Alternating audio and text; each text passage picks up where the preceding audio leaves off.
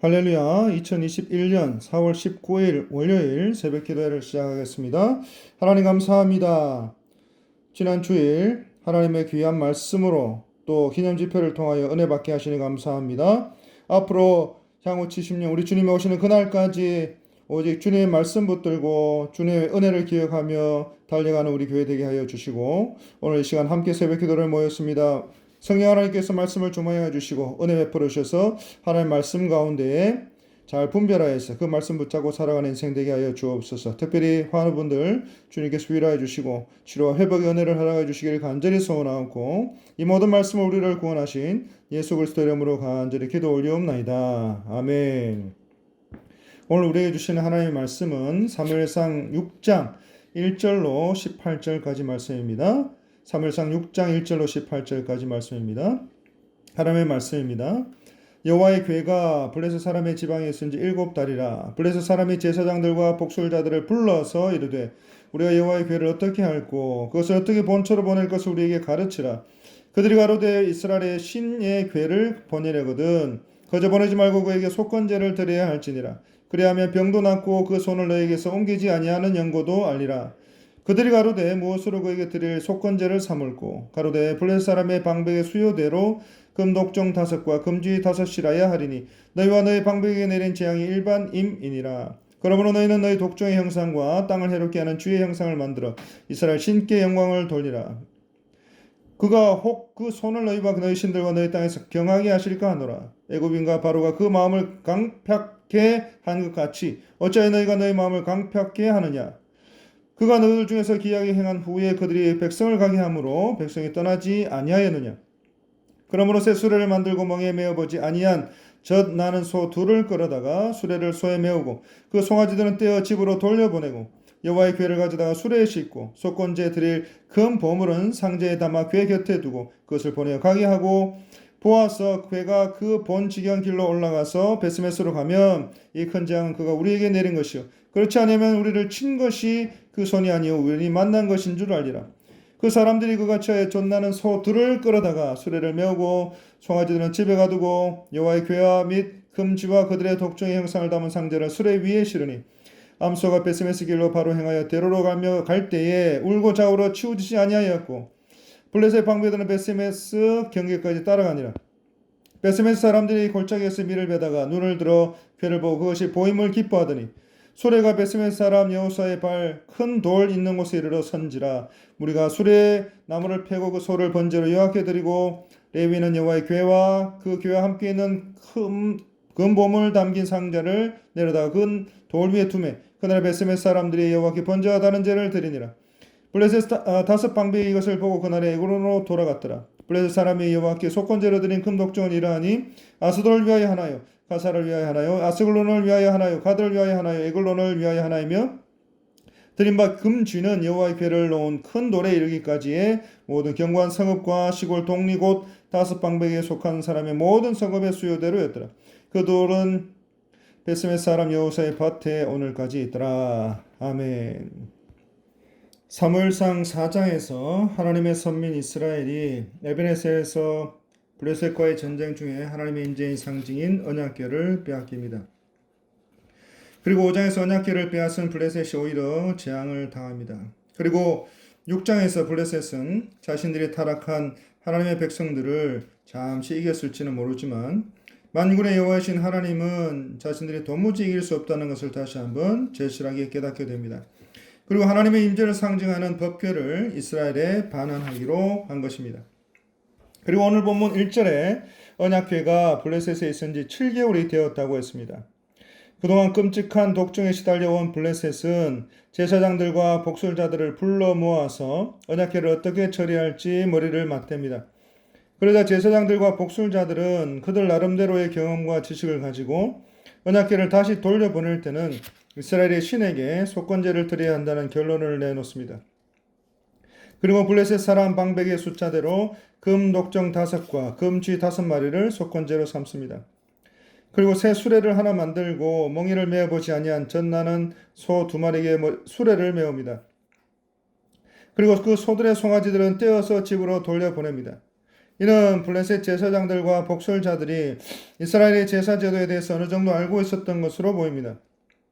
하지만 이들이 레위기 6장이나 민수기 4장에 하나님의 율례가 요구하는 그 방법을 정확하게 제시하지는 못하고 있습니다. 그러나 그런 가운데서도 하나님은 하나님의 율례를 결코 완전하게 이해할 수 없었던 이방인들의 과거를 그대로 묵과하시고 용납해 주십니다. 그리고 이제 8절 블레셋의 제사장들과 복술자들은 언약궤를 그 멍에를 메어보지 않은 젖 나는 소 2마리에 그 술에 싣고 속건제로 드릴 금으로 만든 물건들은 상자에 담아서 궤 곁에 두고 이스라엘 지경으로 보냅니다. 그리고 드디어 이 수레는 베스메스에 도착해서 언약궤가 이스라엘로 돌아오게 된 것입니다. 하나님은 실패한 이스라엘을 그대로 내버려 두지 않으시고 값없는 은혜로 회복을 시켜주셨습니다. 이스라엘은 비록 실패했지만 만군의 여호와이신 하나님께서는 결코 실패함 없이 구속사를 연연히 이루어 가고 계시는 것입니다. 그래서 이스라엘 실패로 자칫 잘못하면 단절될 뻔했던 구속사를 다시 한번 회복시켜 주고 계시는 것입니다. 사랑하는 성도 여러분, 하나님의 백성들은 하나님께 불순종해서 불충성해서 하나님의 임재의 상징이었던 언약궤를 상실합니다. 그리고 하나님은 언약궤로 인하여 블레셋에게 재앙을 내리십니다. 그리고 그 재앙으로 언약궤를 돌려보내게 된 블레셋의 제사장들과 복술자들이 법궤를 실은 어미소 2마리가 스스로 베세메스 땅으로 향하는지 끝까지 지켜보고 있습니다. 그리고 하나님께서 역사하셔서 언약궤를 실은 수레를 끈 어미소 2마리가 울거나 좌우로 치우치지 않고 베세메스로 바로 행하여 데로로 가는 기적이 일어난 것입니다.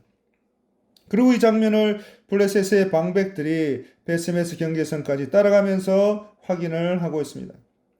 이로써 하나님께서는 언약궤로 인한 이 모든 재앙들이 오직 하나님의 섭리이신 것을 블레셋의 방백들과 제사장들과 복술자들과 더불어 이스라엘에게 입증하고 계시는 것입니다. 그리고 마침내 여호와 하나님의 언약궤가 하나님께서 택하여 부르신 이스라엘에게 돌아가게 하신 것입니다. 이로써 이스라엘 민족의 공로는 전혀 하나도 없이 오직 두려움에 질린 블레셋이 자진해서 언약궤를 반납하게 만드는 그 방법으로 약속의 땅 가나안에 귀환하도록 허락하신 것입니다. 사랑하는 성도 여러분, 이러한 일련의 놀라운 사건들이 상징하는 구속사적인 의미는 정말 크고 놀라운 것입니다. 하나님께서 택하신 인간들이 하나님께 범죄함으로 말미암아 하나님께서 택하여 부르신 자로서의 은혜를 그만 상실해버리고 또 심지어 구속사가 단절될 위기까지 초래하는 일이 얼마나 많은지 모릅니다.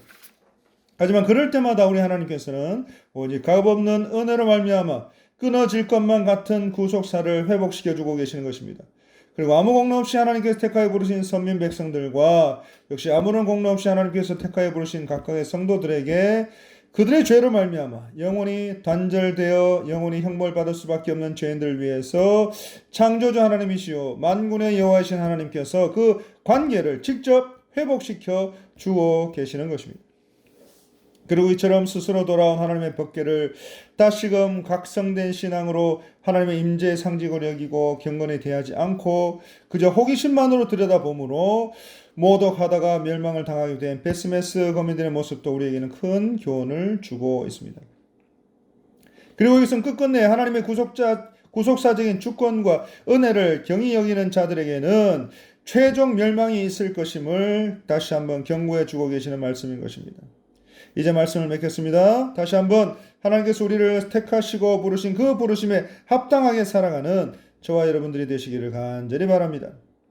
그래서 부르심을 받았으나 그 부르심에 합당하게 살지 못하는 일이 없도록 그래서 구별되었으나 거룩하지 못한 자로 살아가는 일이 없도록 늘 우리 자신을 살피고 돌아보는 저와 여러분들이 다 되실 수 있기를 간절히 바랍니다.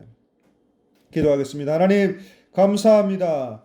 구속사가 단절될 것만 같은 그런 사건들 속에서도 아버지 하나님의 놀라우신 은혜로 말미암아 아무 공로 없이 택하여 부르신 선민 백성들과 성도들을 위해서 구속사를 회복시켜 주시고 아버지 하나님께서 은혜를 베푸신 것을 우리는 보게 됩니다. 다시 한번 아무 공로 없이 십자가에 못 박혀 돌아가셔서 우리의 구원을 이루시고 모든 인류의 구속사 역사를 이루어 가신 우리 하나님 아버지의 놀라운 사랑을 다시 한번 깨닫는 오늘 이 시간 되게 하여 주옵소서. 이 모든 말씀 우리 구주 예수 그리스도의 이름으로 간절히 기도 올리옵나이다. 아멘. 우리 다 함께 기도하실 때에 교회 설립 70주년 기념 집회를 위해서 기도하겠습니다. 어제를 시작으로 5번 계속해서 이루어지게 될 것인데 기념 집회를 위해서 기도해 주시기 바라고 우리 담임 목사를 위해서 기도해 주시기 바랍니다. 그리고 환우들을 위해서 간절히 기도해 주시고 치료와 회복을 허락하여 주옵소서. 그리고 다음 세대들을 위해서 그리고 선교사님들과 선교사역을 위해서 그리고 우리가 가지고 나온 모든 개인의 기도 제목들을 가지고 주여 한 번으로 간절하게 기도하겠습니다. 주여 하나님 우리의 기도를 들어주시고 응답하여 주시고 하나님께서 놀라운 하나님의 능력을 우리의 삶 가운데 베풀어 주시옵소서. 예수님의 이름으로 간절히 기도 올리옵나이다. 아멘.